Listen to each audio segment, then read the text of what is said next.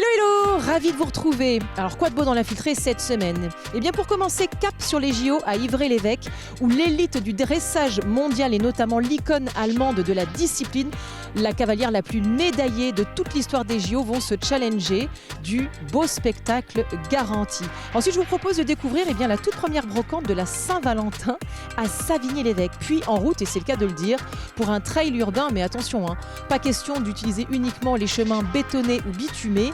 Le Coteau des Vignes et le quartier historique seront aussi de la partie. Et puis on finit sur une note, festive, puisque qui dit février dit saison carnavalesque, ouverture de la saison carnavalesque, une foule colorée qui chante et surtout qui danse parce que à Chéré, on s'est partagé sans se prendre au sérieux. Mais pour l'heure, on est parti pour Ivry-l'Évêque. Allez! Tout de suite, ici au pôle européen du cheval à Ivry-l'Évêque, des cavaliers de renom venus du monde entier, Suède, Finlande, Allemagne, Espagne, sans oublier évidemment le côté tricolore, rivalisent de maîtrise pour vous éblouir et surtout pour se qualifier pour les JO. Allez, c'est parti! Alors je viens d'arriver au pôle européen du cheval à Ivry-l'Évêque et je viens de retrouver Emmanuel Rossi. Bonjour Emmanuel, ça va bien? Bonjour, ça va très bien. Alors Emmanuel, c'est votre mari qui a fondé ce merveilleux lieu. Absolument, il y a déjà plus de 40 ans, quand il était tout jeune, il s'est installé ici, il était passionné d'équitation et il s'est lancé dans l'aventure très rapidement et ça a grandi pour devenir ce que c'est aujourd'hui, un lieu, je peux dire exceptionnel sans vouloir nous vanter en France, voire en Europe. Je confirme. Alors quelle est la vocation de ce lieu justement? Alors c'est tout d'abord un site d'organisation d'événementiel, de compétitions équestres. On organise entre 30 et 40 compétitions par an qui vont du niveau local jusqu'au plus haut niveau international puisqu'on a été jusqu'à organiser des championnats d'Europe et du monde.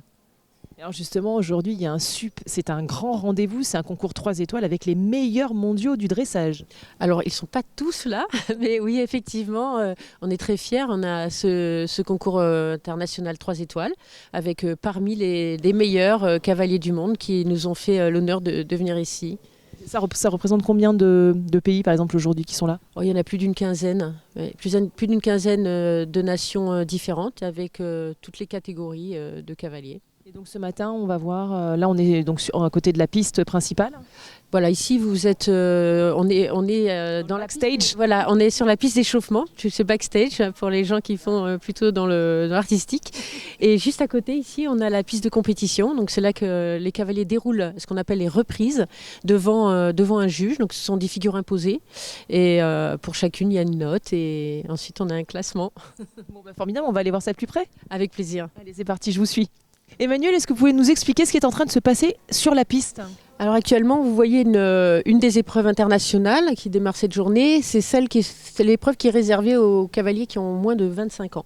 Donc dans le règlement, il est prévu des catégories, un peu dans tous les sports. Donc là, c'est sur les plus vieux des plus jeunes, on va dire, puisqu'on a des juniors, des cadets, des jeunes cavaliers. Et là, ce sont ce qu'on appelle les under 25. Okay. Moins de 25 ans, et qui sont sur des exercices qui sont exactement les mêmes que les seniors.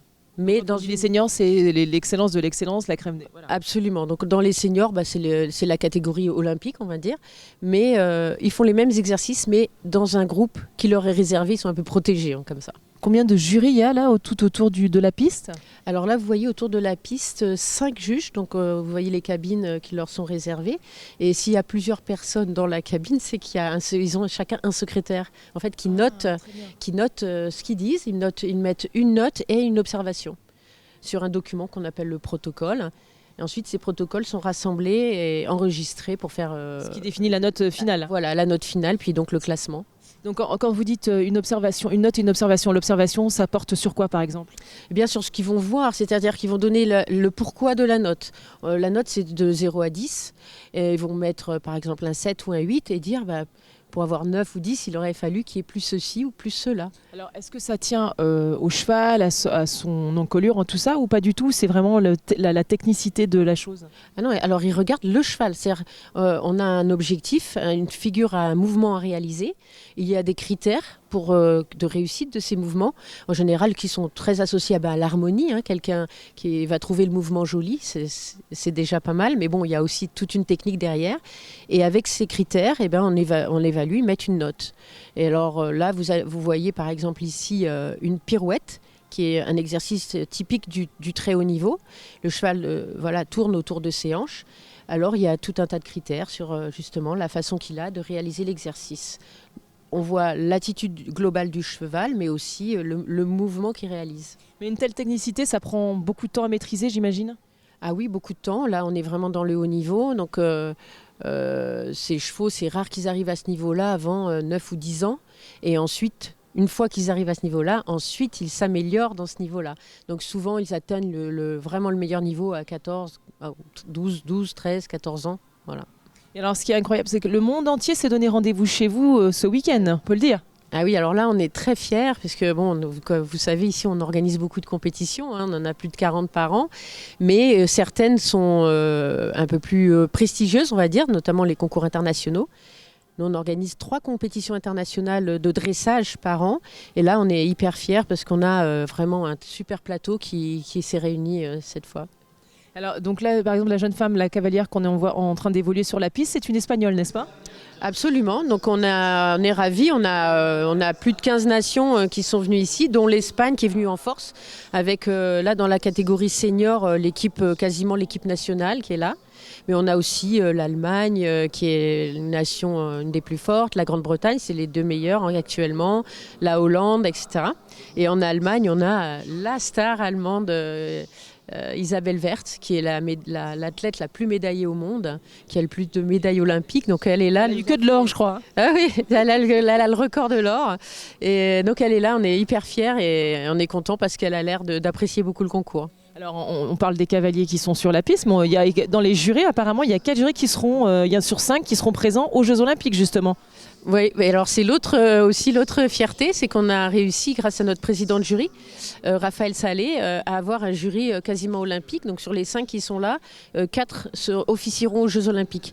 Il y a 7 juges aux Jeux Olympiques, donc c'est un peu plus que d'habitude, puisque d'habitude ils sont 5. Donc dans les grandes finales internationales, ils sont 7. Et sur ces 7 juges, 4 sont ici. Donc on est aussi très fiers et je pense que ça a aussi été une des raisons de l'engouement pour le concours. Les gens sont venus aussi cavaliers pour se tester sur ce jury exceptionnel. Et d'une certaine manière, c'est une façon de... Finalement, c'est presque une présélection au JO. Alors, c'est pas en tout cas, ce qui est sûr, c'est que les cavaliers doivent se qualifier. Et ce concours, il est qualificatif. Donc les cavaliers viennent aussi se qualifier, mais viennent aussi se montrer aux juges qui vont les voir après. Donc double intérêt. Petit préambule. Voilà. Et ça met une pression supplémentaire. Absolument. Bon, après, on n'est qu'en février. Donc c'est que le début de la saison, ils ont encore le temps, bien sûr, de s'améliorer. Super. Alors là, évidemment, on est sur la piste principale où concourent les cavaliers de moins de 25 ans. Et de l'autre côté, donc, ils s'échauffent, c'est ça ? Absolument. Donc, comme dans tous les sports, il y a un moment d'échauffement. Qui dure combien de temps ? Ça dépend vraiment des chevaux et des cavaliers. La plupart du temps, on est autour d'une demi-heure à peu près. Une demi-heure où on va évoluer, échauffer petit à petit. Donc évoluer dans ce qu'on demande, des choses simples. On échauffe le corps du cheval petit à petit. Puis après, on vient sur les exercices. Donc un peu de pas, un peu de trot, un peu de galop. Puis après, on va sur les exercices. Le piafé, le passage. C'est ce que le cheval est en train de faire là quand il sautille sur ses jambes, c'est ça ? Alors il sautille, oui, c'est ça. En fait, il y a 3 allures, le pas, le trot, le galop. Le trot, c'est une allure à 2 temps qui est sautée comme ça par diagonale.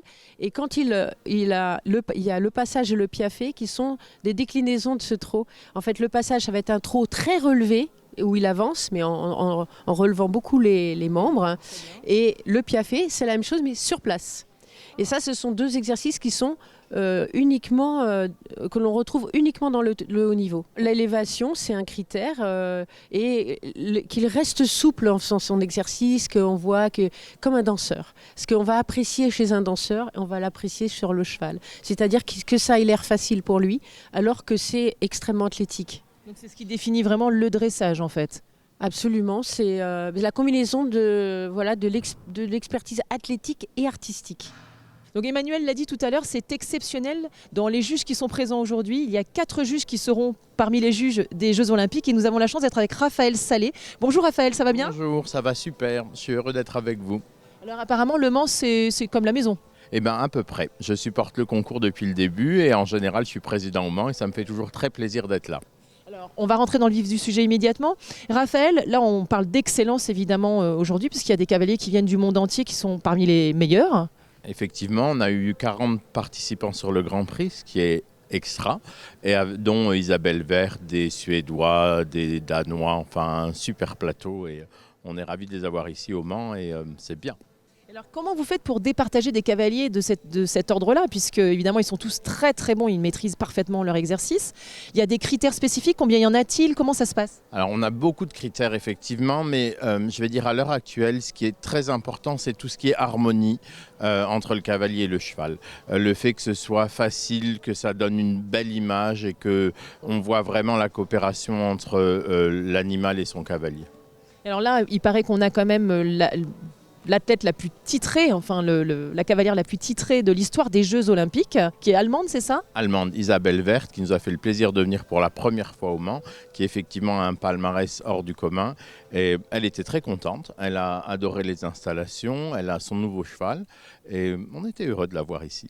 Il y a une équipe espagnole qui est venue en force aussi. Les Espagnols sont là. Le Mans, c'est vraiment le début de saison et on a vu beaucoup de nouveaux couples, des couples qui vont commencer. Et comme vous l'avez dit, on avait un panel expérimenté et c'est ce que les cavaliers recherchent également, d'avoir des gens qui vont leur donner une ligne et savoir où ils en sont et ils peuvent avoir leur qualification et c'est vraiment le début de saison. Donc vous avez repéré des cavaliers qui vous ont interpellé parce que finalement vous allez peut-être les retrouver effectivement au JO. Il y a beaucoup de cavaliers qui étaient bien, on a eu un bon niveau sur ce Grand Prix et comme je vous dis, c'est des chevaux qui commencent, c'est le début de la saison, donc c'était très intéressant. On n'en saura pas plus, mais merci mille fois de nous avoir donné ce temps. Puis je vous laisse, vous... Un plaisir. Merci. À bientôt. Bonjour, quel est votre petit nom? Bonjour, je m'appelle Carla Marie Dufil. On vient de vous voir évoluer sur la piste. En quoi c'était important pour vous d'être là aujourd'hui? Alors pour moi c'était mon premier concours de l'année. Alors c'est très important puisque on démarre toute la saison de concours ici et on voit un petit peu comment les chevaux réagissent en indoor en plus pour le premier concours de l'année. Donc après tous les réglages qu'on a fait cet hiver, pour voir un petit peu les progrès et qu'est-ce qu'on a encore à travailler. Là, selon vous, après avoir évolué sur la piste? Il y a encore un petit peu de travail, on va dire. Il y a encore un peu de travail, mais bon, c'est le premier concours de l'année et voilà. Bon, et ça fait combien de temps que vous êtes cavalière? Je monte à cheval depuis que je suis toute petite, depuis mes 3 ans. Mais j'ai commencé le haut niveau à 11 ans, en faisant des concours internationaux, en faisant le circuit Children. Et j'ai fait des Children jusque maintenant en U25, alors que j'ai que 19 ans.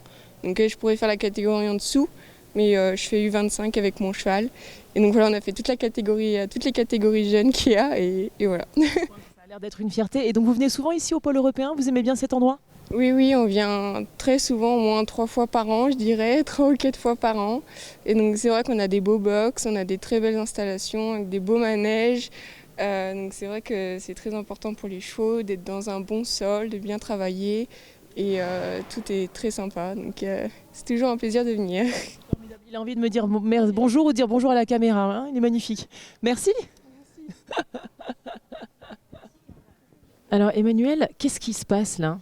Alors là, le cheval vient de sortir de son épreuve et dès la sortie, il est checké par ce qu'on appelle le steward. Donc ce sont des personnels qui sont qualifiés et qui sont labellisés par la Fédération internationale et qui sont en charge de contrôler à la fois l'échauffement, donc que ça se passe conformément, et là, il vérifie le harnachement et si le cheval va bien. C'est vraiment très important pour notre milieu et pour la Fédération internationale, nationale, pour tout le monde, que le cheval soit bien préservé. Son bien-être, c'est très important. Donc on va voir s'il va bien, si tout va bien. Il y a une jeune femme aussi qui est là, qui est présente. Alors le cheval est toujours accompagné d'un groom, on appelle un groom. Donc c'est la personne qui s'occupe de lui en permanence, qui le soigne, qui le nourrit. Et prend soin de lui, quoi. Absolument, qui prend soin de lui. Donc c'est une personne très importante dans l'entourage du cheval. Bon, formidable. Alors Emmanuel, on va quand même rappeler avant de se quitter que cet endroit est ouvert à tous. C'est un lieu merveilleux. On a un tracteur qui arrive au passage. Donc on peut venir, même quand on ne fait pas de cheval en fait. Hein, vous pouvez venir en famille, il y a tout. Il y a un restaurant, vous pouvez passer la journée là. Il y a des boutiques. Absolument, c'est très bien de le rappeler. C'est complètement entrée libre.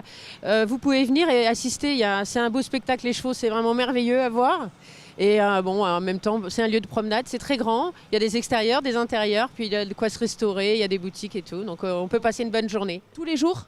Pas tous les jours, mais tous les jours de compétition. Les calendriers des compétitions sont en ligne sur notre site internet, Pôle européen du cheval. Donc vous avez tout le planning. Bon, bah, formidable. Écoutez, on va déjà vous quitter parce que nous, on part à Savigny-l'Évêque maintenant. Eh bien, c'est pas très loin. Alors, bonne journée et merci. Génial, merci beaucoup.